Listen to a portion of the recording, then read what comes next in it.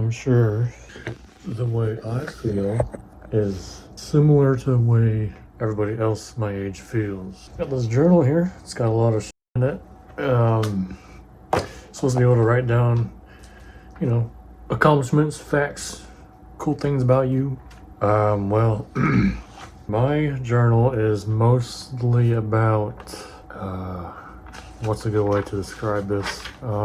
Self-reflection, brutally honest. I'm not giving myself any chance. I don't know the right word for it. I'm very choppy with my dialogue, my grammar, I got a lack of words, right? And a lack of a life. As much as I want to just down myself all the time. I've done things in my life that I was proud of. Looking back, I'm still proud of doing those things, and I wish I was still doing those things. This first page was on 11/28/2023 at 18:29. So November 28th at 6:29 in the evening. What is that? Right there. Kia dealership. Thursday, November 30th, interview at Kia, 9 a.m. Service porter.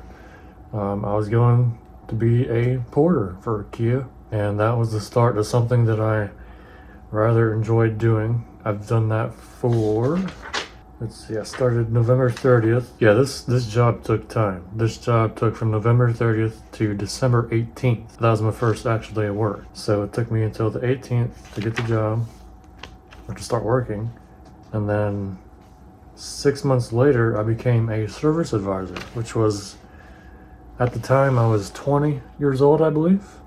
Yeah, I was 20 years old. 21, I'll take that back. And I was a service advisor. Now that, to me, was the most important job I've ever had. Most adult, quote-unquote, job I've ever had. I felt like an adult. I was making adult money. Had I just stuck to it a bit more and put more effort into it, that goes both ways on my part and on the manager's part. They didn't really train me for that job. I just kind of bounced into it and taught myself how to do it. I am a very quiet, reserved individual, if you want to put it like that. So yeah, 75% of it is on me for not being more outspoken and asking for help, training, all that crap. So yeah, I've had my ups and downs at that job, but I stuck with it for, I think, 2 months, 3 months, 3.5 months, I want to say. And then then the managers, all three of them, brought me into a meeting room and said that I got to do something else, because my score, if you guys don't know about service advisors, you're only judged based off of your customer survey score. It had to be above a certain number. I think it was like 700 or 720. I was always below that number by like 20 or 30 points. And I could bring in a lot of money. I could do a lot of good, recommended work, but that all didn't matter at the end. You could work as hard as you could and still have a bad score, and customers kind of fuck you up. Customer's always right. Stick your tail between your legs, lick their ass. That's how I feel about customer service jobs anyways. So yeah, that was my last log, was on June 7th, 2024 at 7:34 in the morning. Basically it just said, bruh, I'm a service advisor. I don't know if you can see that right there. And then a year and 3 months later, September 4th, 2025 at 15:21, I wrote 5 pages. I wrote 5 pages on that one day, discussing how I was demoted, and I don't need the book for the rest of this because I thought I had the bright idea, and trust me, it's a very good idea. It was a good idea until it's not. It's always a good idea until it's not. It's always a good idea until you're looking back now saying, wow, I really fucked myself up. I had the bright idea of joining the U.S. Army. Now, even just saying that now, I feel proud for doing it. I feel proud for trying. It's something I've always wanted to do, something I always looked up to, was the Army, Air Force. I've always wanted to join the Air Force. I didn't because I'm color deficient. And the best way to describe color deficiency is that you can see colors. I don't see black and white. If you think colorblind people or color deficient people only see black and white, you're stupid. Some people do see black and white. That is a real thing. But just don't automatically assume someone says they're colorblind, they see black and white in the gray tone. The way my color deficiency works, is that I see colors. It's just I've never learned said colors. Like, I know this highlighter is yellow because all my life I said, or teachers have said, everybody said, highlighter yellow. Oh, that thing is so highlighter yellow. Oh, that's such highlighter yellow color. It's giving highlighter yellow. It's fucking stupid. So I know this is a yellow highlighter. I know this is a black pen. Black mouse. I'm the color of wood, you could say. Freshly cut wood. Green walls. See, I don't know if that's a green wall or not. I'm just assuming it's green because it looks green to what my green looks like. Grass is orange, the sky is pink. Green shirt because I know this is olive green because that's my favorite color, olive green. That's why I joined the army, because I thought green is a really cool color. Anyways, that brings me to the army. Okay, I joined the army. This is in like a 3-4 month span. I'm gonna condense it into like a few sentences. So, I joined the army. I did my military entrance pre-screening. I've done, all the work you have to do, all the phone calls, phone numbers, references, mechs. I've done literally everything. Future soldier training, I've done it. AFT, I think it was, like active fitness test, something like that. And I was going to the army for active duty. I was going to be stationed in Alaska, Elmendorf, Richardson. I was set to go to boot camp in Fort Jackson, South Carolina, and that was on August 11th. Obviously, August came and went, and I'm still in this goddamn house, still in this 1-by-1 room.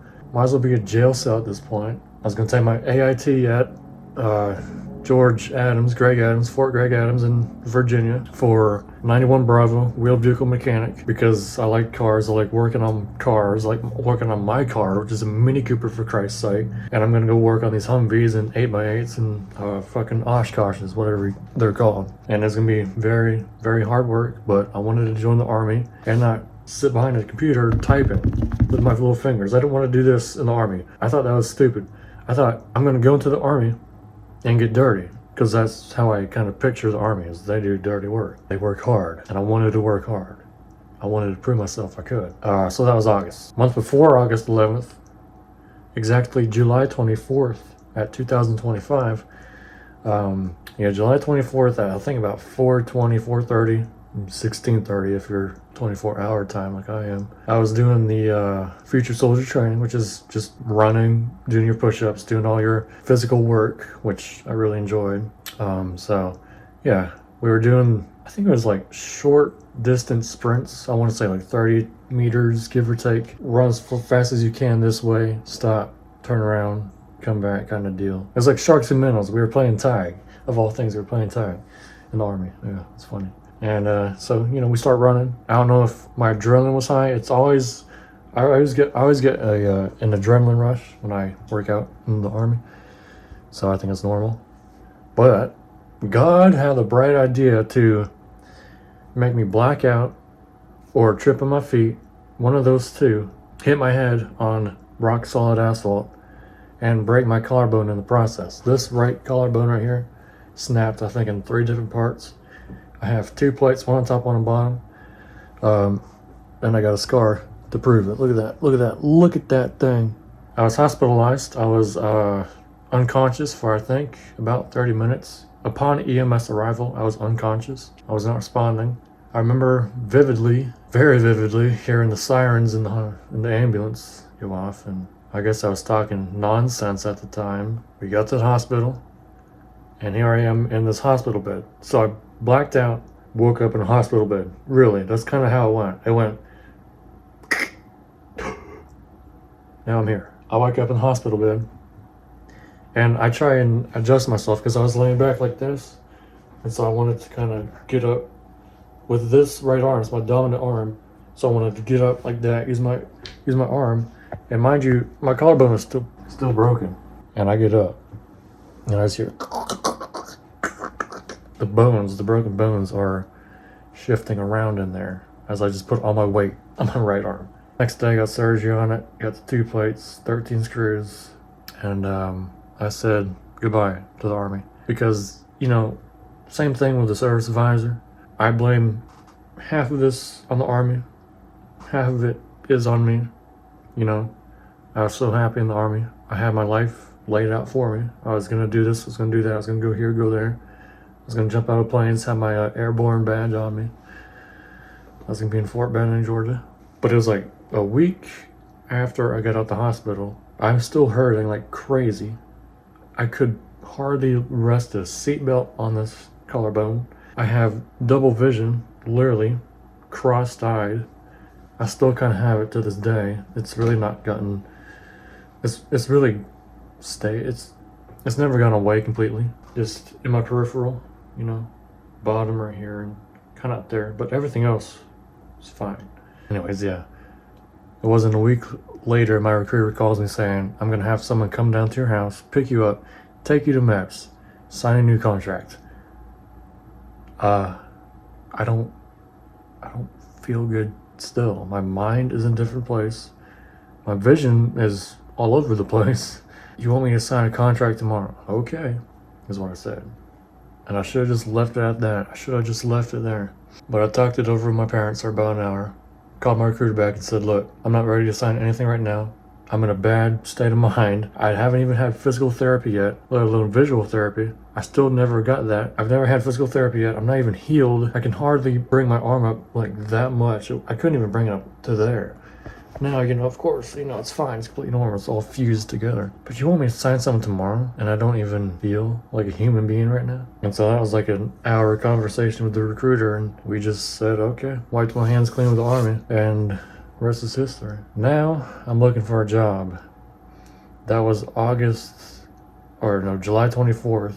It's now September 24th. Wow. 2 months. Jesus. I'm about to go bankrupt because I still own my car and I need a job because payments are due the 11th, I think. I have applied to, I want to say about 12 to 15 jobs. I've gotten an interview at one of them already. That was a tire shop, and it's a 2-minute interview. They checked my pulse, see if my heart was beating, and they said, when can I start? And I said, next Monday or tomorrow. Show eagerness, show readiness. Entry-level job, they train you. I have a rather healthy resume for an entry-level job. I mean, for Christ's sake, what do you expect? 5 years experience just to change a goddamn tire? I'm sure it's not that hard. I still yet to hear from them, and it's been 3 days. So, don't post a job saying you're hiring if you're not going to hire. I have an interview tomorrow at Carvana for a lot attendant. I want to say Carvana is owned by Amazon because that's what it feels like. Because I applied online. 10 minutes later, I get a text saying, are you available this day or today or tomorrow, this time, do this, do that. Yeah, I'll try that. It's $15 an hour, of course, which, I need something that pays my car bill and insurance. But I'm 22 and I'm sick and tired of starting over and going down to this bare bottom of the barrel job again. I've had 11 jobs. I counted it up yesterday. I've had 11 jobs ever since I turned 18. Chick-fil-A, Amazon, Sort Center, Amazon Fulfillment, FedEx, Haverty's, Mizuno, Kia, 3 times at Kia, Domino's. I don't know, probably less than 11, but still. All those jobs, you think I would have found something by now and stuck to it. Why don't you just go to school? Because I hate school. I had horrible teachers. Yeah, I blame everything on teachers. I don't think they deserve as much money as they get. I don't think they deserve 2 months off every summer. Some do. Some teachers do. But most of the teachers, all the teachers I've been with, no. So I dropped out at sophomore in high school. Miss Curtis, that's for you. And I got my GED, and I graduated a year earlier than I would have if I was still going to high school. 2 years earlier if I was held back in 10th grade still. So I graduated in the good old year of 2020. That was 5 years ago. Here I am, still here. I'm not in college. My brother's in college. He's in grad school. He's doing really good. I look up to my brother. I really do. I wish I went to college as soon as I got my GED. I wish I was more.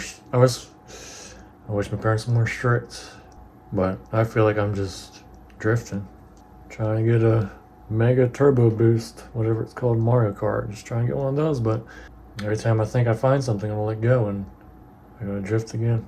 I wrote something down here actually. I wrote something in this blasted journal. I'm talking about my collarbone. I think I just wrote this down today. So here's what it said. I had everything when I was in the army. Now I have nothing. I curse God for the July 24th. If he loved me, he would have not let that happen to me. Lord, forgive me. I just have no idea what to do. The way I kind of forget about life is I do drink a little lot, a little bit. This one page I have bourbon splashed all over it. Anyways, more of the story is, if God exists, what's his plan? I thought I had something going for me. I really thought I had something going for me. But, he let that happen. What's his plan? He's not controlling me. I control what I do. But even saying that, I feel bad. Because what if he is watching down from above? And he's just saying to himself, "What, man? I got a plan for you. You just gotta pick up the hints." My relationship with God, Jesus Christ, and heaven, I've never been to church. I've read probably 2 things in the Bible. I have my doubts. Brutally, I think Jesus and God are so powerful in our lives because we're afraid of what happens after we die. Because every time someone says, "Oh, he went to heaven, he went to the afterlife, he went to the better world, the new world, he went to better places." To me, that's all a coping mechanism for the fear of death. Because the way I see death, the afterlife, there's no such thing in my eyes, is that, prove me wrong. Please, for the love of God, prove me wrong that there's something after this life. Because if this is life, God, you messed up. It's all cope. We need to accept the fact that we die and see nothing but black. You're just unconscious. I was unconscious for supposedly half an hour. Did I see lights? Did I see the light at the end of the tunnel? Did I see the great holy light? No. Heard nothing. Because I wasn't dead at that time. I was still alive. I just wasn't conscious. Do you remember before being born? I sure as hell don't. You gain consciousness when you're what, 3, 4, 5?